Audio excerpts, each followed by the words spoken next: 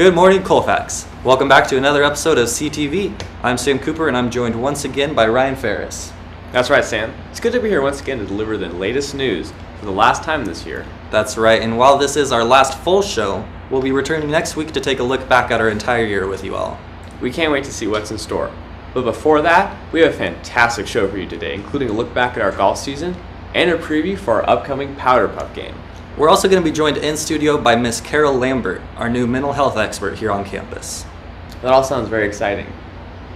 But first, to start off, Ethan Easter and Andrew Krass are going to give us an inside look at where our modern dance program is heading.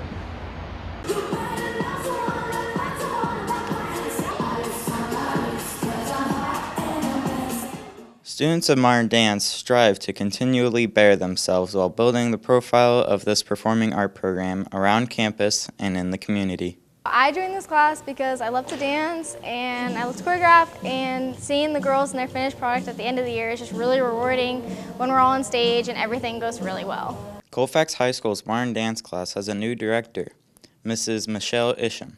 The class meets every day for an hour and 30 minutes to better improve their dance skills and techniques. I've been doing dance since I was really little, and I've always taken dance classes, and I just really like the whole process of putting the show together and being backstage and getting to know all the girls and having it all come together at the end of the year. Beyond the bright lights and performances of modern dance, Ms. Isham also plans on bringing back the Colfax Dance Crew, which operates as a club and performs at Colfax events. I have a personal background in dance, but being part of a rejuvenated program at Colfax High School is really exciting for me. And we're so excited because our hope is that by the following year, it's going to be a year-long program, and we will be able to have a really small but vibrant program that's a major presence on campus. The main goal of modern dance has been to create a vibrant and exciting dance performances for the spring and fall dance sensation shows. The performances showcase a variety of dance styles and techniques developed in the class. Modern dance seems to have all the right moves. Reporting for CTV with cameraman Andrew Cross, I'm Ethan Nister.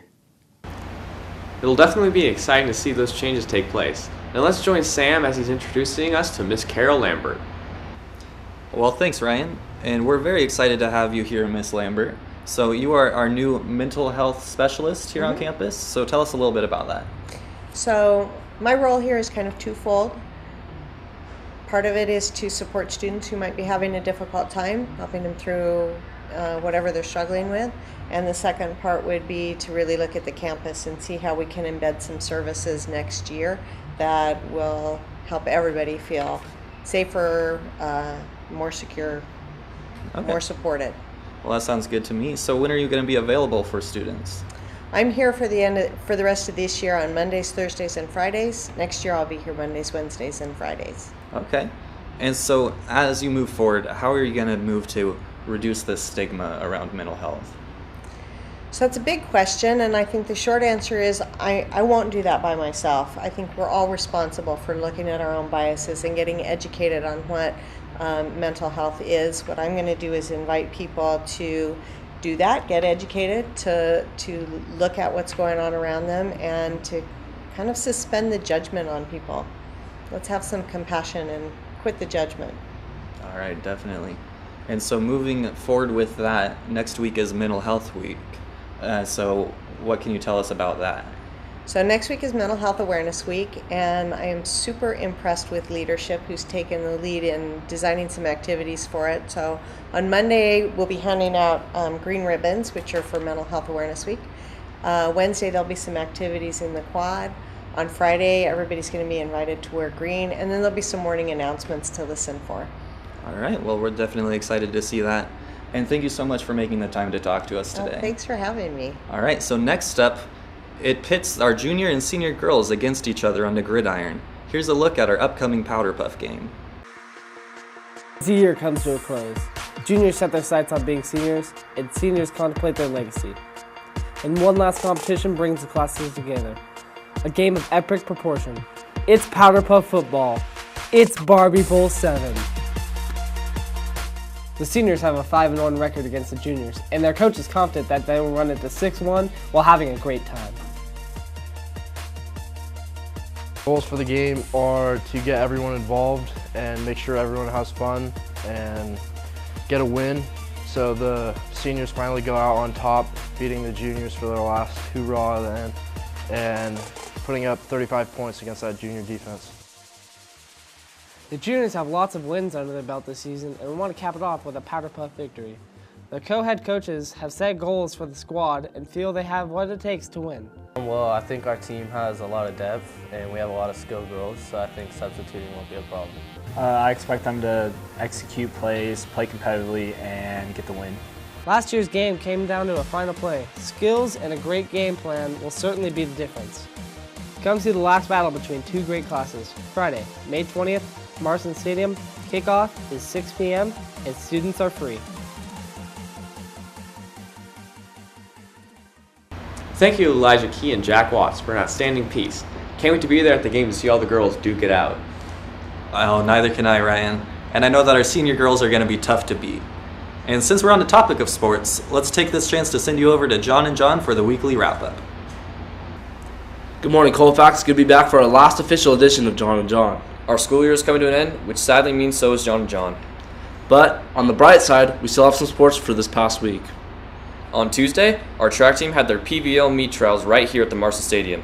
Congrats to all those who qualified for the section. On Wednesday, our softball team played Bear River at Colfax for their last game of the year. Nice job to those girls for finishing off the season. On Thursday, our Lady Falcons on our swim team had their trials, and the boys have their trials today. That's all good stuff, John, but now let's hand it over to Dominic Hoffines to take a look at our men's golf team. Colfax has many spring sports to offer, one of them being men's golf. The team is composed of 11 players with 6 competing in each match. The Falcons' home course is a beautiful Ridge in Auburn, where they practice 4 days a week and have matches twice a week. Second-year head man, Coach Kovich, coaches multiple sports and finds each one to be unique.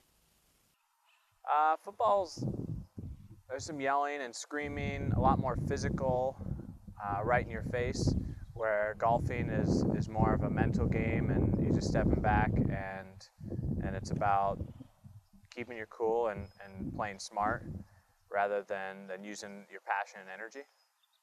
Golf is a great game played in a beautiful environment, and this is not lost on Coach Kovich. I'd say one of the best parts about coaching a golf team is connecting with the kids and the opportunity to be outside and enjoy nature and play the game of golf. Despite the game being both fun and played in a beautiful environment, golf is not just fun and games. The golf team spends countless hours on the course practicing and perfecting their skills in hopes for a quality result on match day.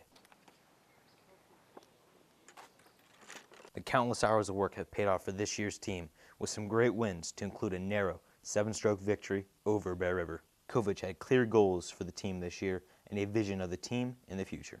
My goal this year is to come in 3rd place and beat Bear River and get 3 kids into sections. Next year, I'd like to win league with the team. I think we have that potential and we're going to give it a run. The golf team finished the year with a 6-4 record, included a win over Bear River, and they sent 2 golfers to sections. So nearly mission accomplished for the 2016 season. The team will be driving to make it the section match as a team by finishing top 2 in the PVL next year.